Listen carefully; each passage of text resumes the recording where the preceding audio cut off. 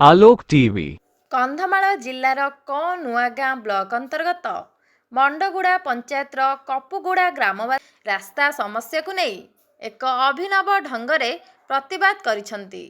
बहुबार प्रशासन को अभियोग करने सत्वे रास्ता निर्माण न हेबारु ग्रामवासी कादुओ भर्ती रास्ता उपरे धान तली रोपण करी निजर क्षोभ प्रकाश करिसंती। ग्रामवासी कहवा अनुजाई सरकार ग्रामांचल सड़क निर्माण पाई विपुल अर्थ व्यय करुथिले मध्य कपुगुड़ा अंचलर लोके ए पर्यंत भल रास्तारू वंचित। प्रधानमंत्री सड़क योजना रे रास्ता निर्माण पाई बारंबार दाबी करा जाइथिले मध्य कौनसी फल मिली नाही। मकड़िंगिया स्कूल छकरू कपुगुड़ा महागुड़ा अलीकुटी केहलीगांडा देई उपर कंगेरी किया पर्यंत प्राय 3 किलोमीटर माटी और पत्थर रास्ता रही।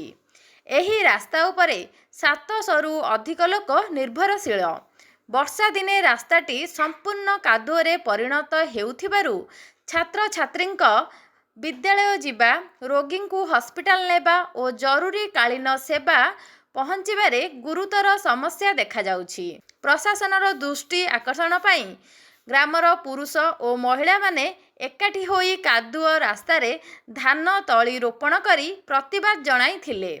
यथाशीघ्र एही रास्ता को प्रधानमंत्री सड़क योजना रे सामिल करी पक्का रास्ता निर्माण करने निराकार प्रधान विजय चंद्र प्रधान शिख चंद्र प्रधान सूरज बगर्ती भीमराज मल्लिक युवराज मल्लिक गौरचंद्र बिंधाणी सुवर्ण बेहेरा पवित्र बेहेरा भ्रमराज प्रधान और गोपबंधु दिगाल समेत ग्रामवासी दाबी करिसंती। दिगाल मुई कपुगुड़ा बा हेची आ मुई आला पर्यंत आज्ञा रास्ता ए रास्ता काटिला एबे भी मुई 60 वर्ष होली आज्ञा ए रास्ता का अछि केने आमे चली पारु नाही। अधराती रे पेट खराब होले झाड़ापड़ा जाई पारु नाही।